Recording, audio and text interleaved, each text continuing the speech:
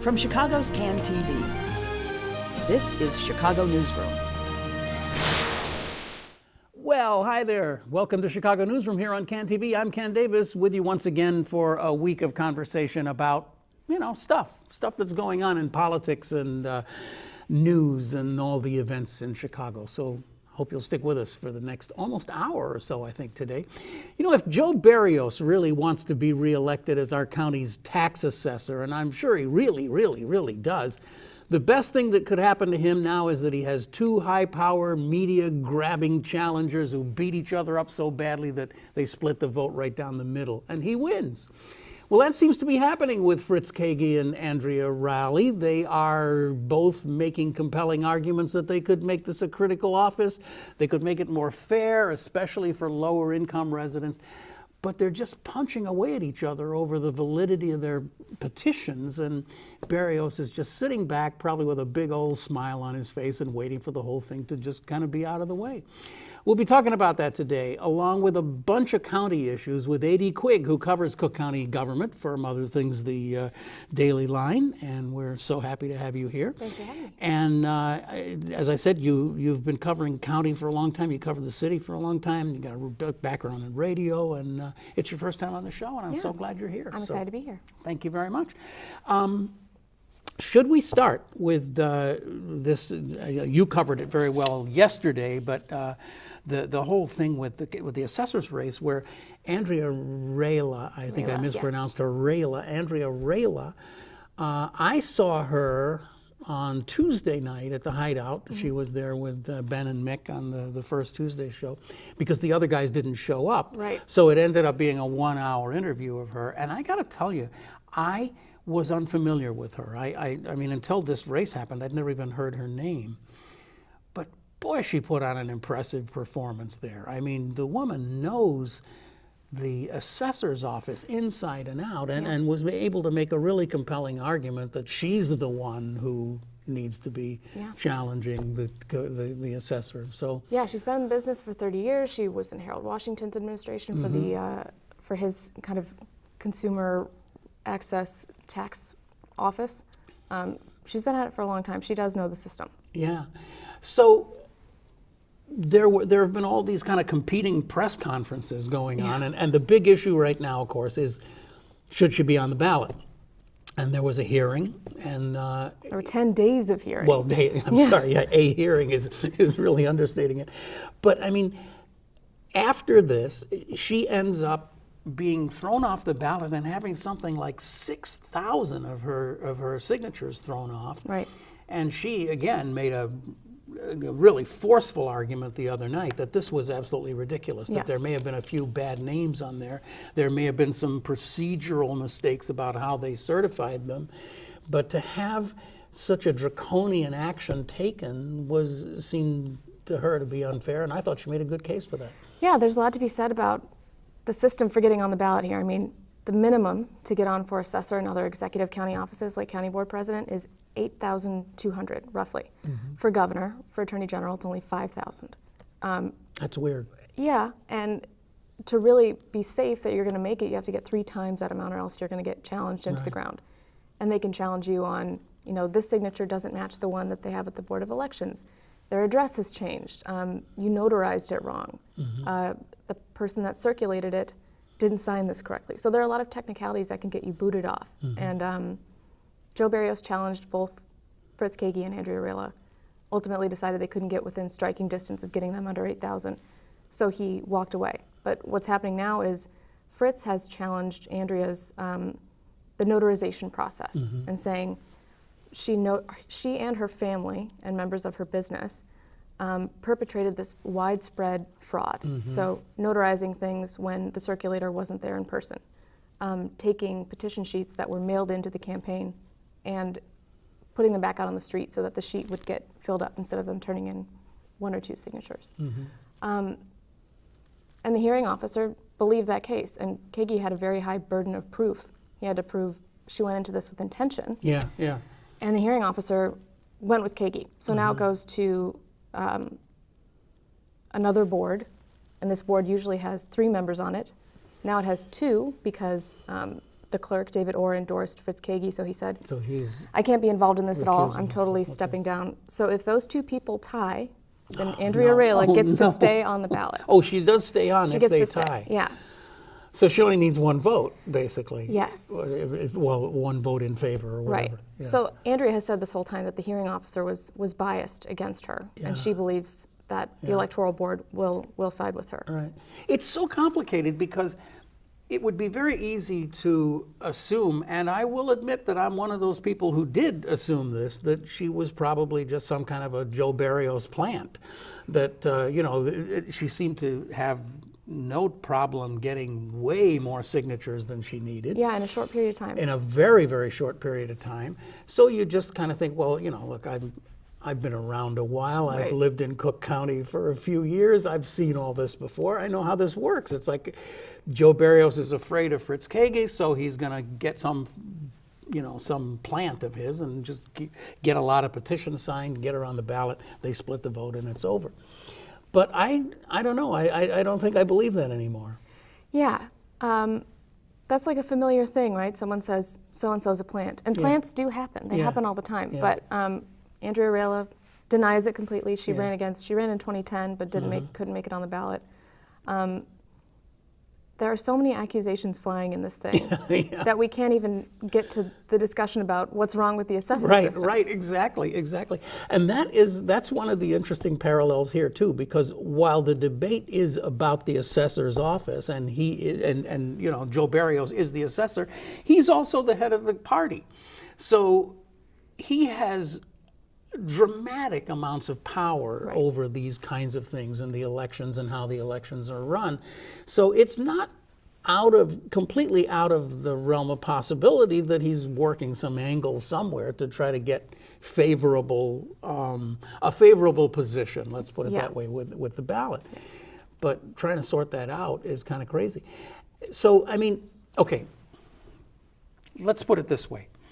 Apart from removing the personalities completely of who these three people are, is it not just simply an objective fact that if there are two challengers and they're about equal in their popularity, Yes. that the incumbent wins, right? Popularity, and they have very similar stances on what they say needs to change at the office. Yeah.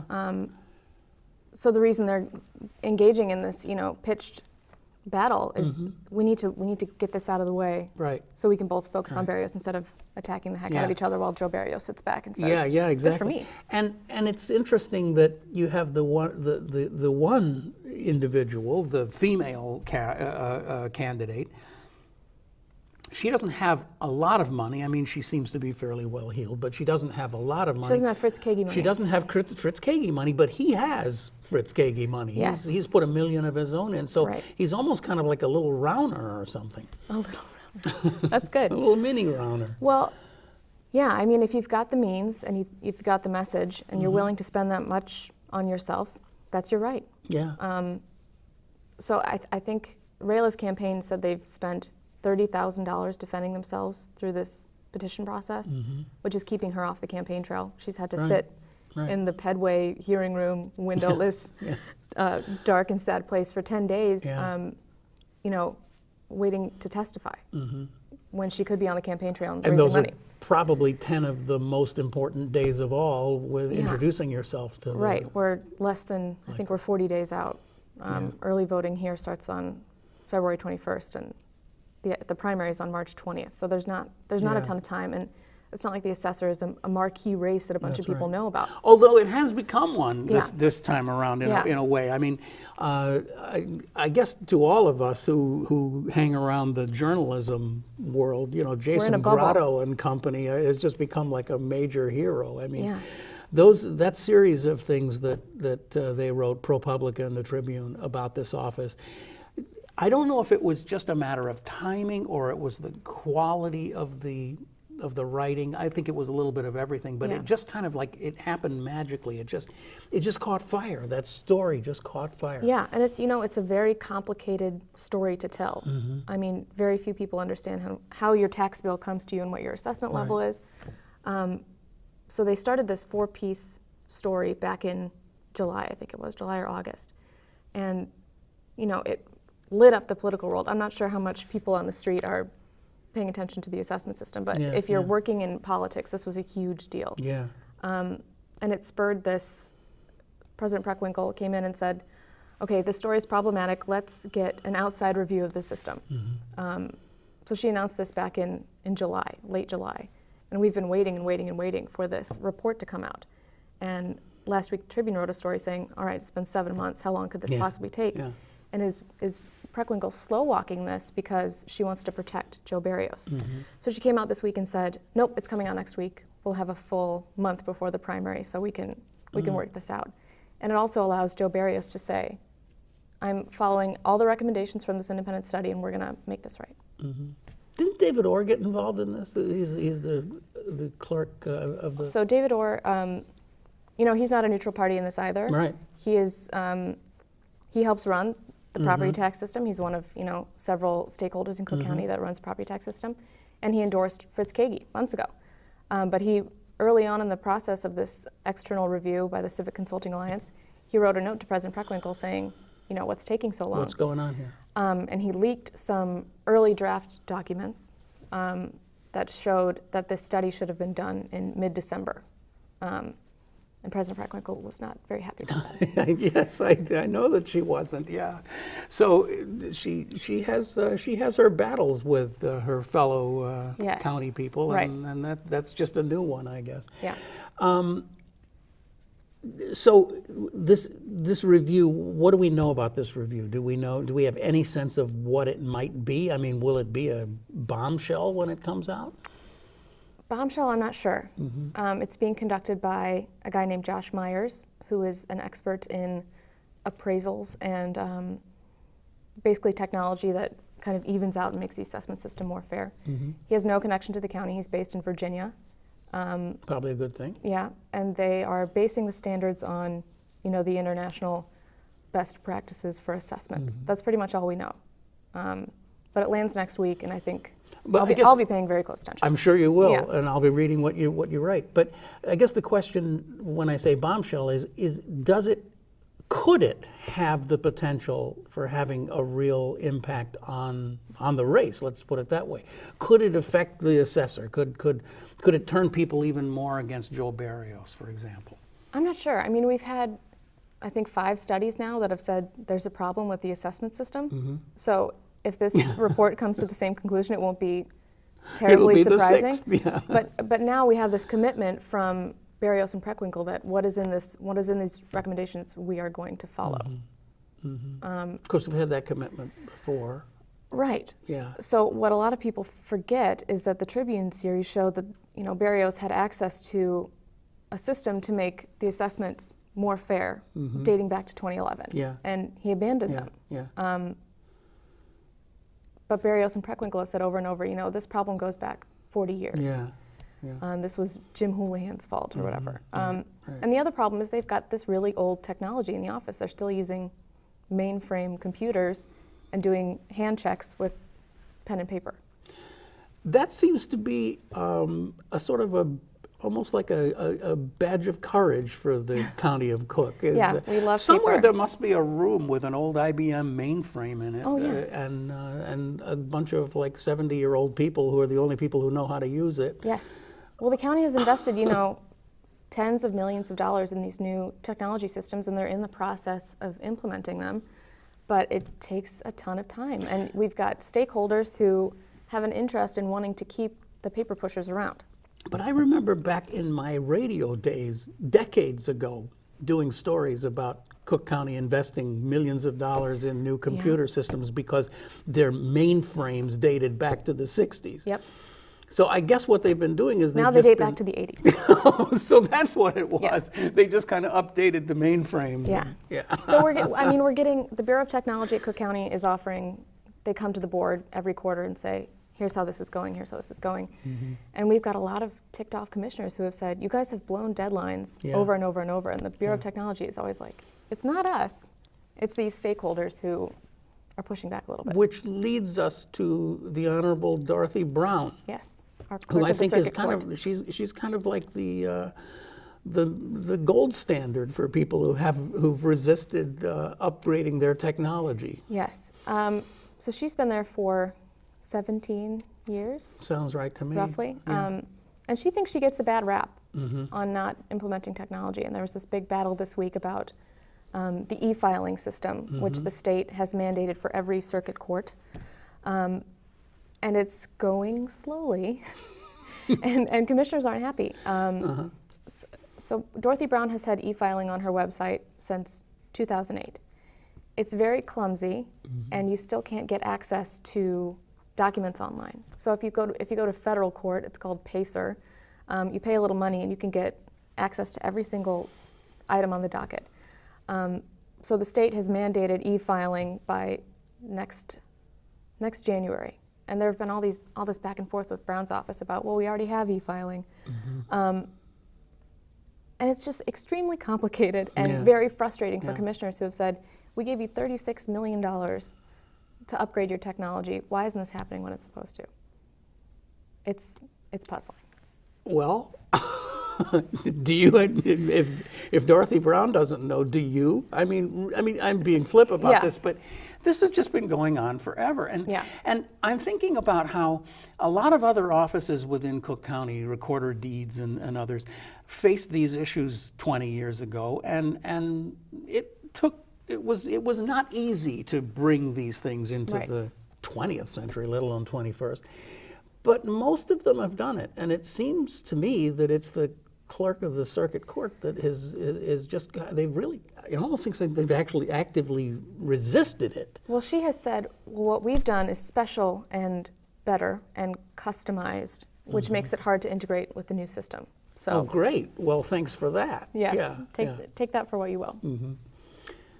So what are we to draw from this? Is she going to be able to do this, or is she going to be sanctioned if she doesn't? They are promising, the Bureau of Technology is promising that everything will be integrated by, I believe, April. Okay. So in April, we're going to have a lot of angry commissioners saying, time's up. Yeah. I guess that's the way that's going to work. We'll isn't see. It? Yeah. There was some conversation I learned from reading your dispatch this morning among commissioners about the suburban. There's been a lot of reporting recently about suburban police shootings and how we focus everything on Chicago and the Chicago Police Department, but meanwhile you have these tiny police departments in tiny municipalities throughout the county, and they're having their own problems. Yeah. And there's some talk now about how the county might actually be paying attention to this. Yeah, so WBEZ and BGA did an investigation into police-involved shootings in the suburbs and how there's no oversight and very little discipline for officers who are involved in shootings or use of force. And a lot of these, like you said, are very tiny and might not have the resources to teach, to do training, to do discipline. Sheriff Tom Dart offered to do some training. Cook County agreed to do a hearing on how they might do that, and when President Preckwinkle was asked about it, she said, well, we had this giant budget crunch this past year. We had to lay off 1,000 people, and we're trying to slice costs as much as possible, so I'm not sure what kind of resources we can dedicate to this, but I'm excited to see what Tom Dart proposes. I mean, that in itself, there's a lot of politics involved just in that too, right? Because Tom President Dart Preckwinkle and Tom Dart are not the greatest of friends. They're don't invite them items, yeah. Right, yeah, they went back and forth a lot during the budget. President Preckwinkle, I think he had the biggest cut request dollar amount out of all of the departments that were asked to cut, 10% from their line items. And he was saying, I've been cutting since I got in, and we're risking safety if I cut any more. Right. And it's risking safety now, not being able to afford training and discipline for these cops in suburban communities. Yeah.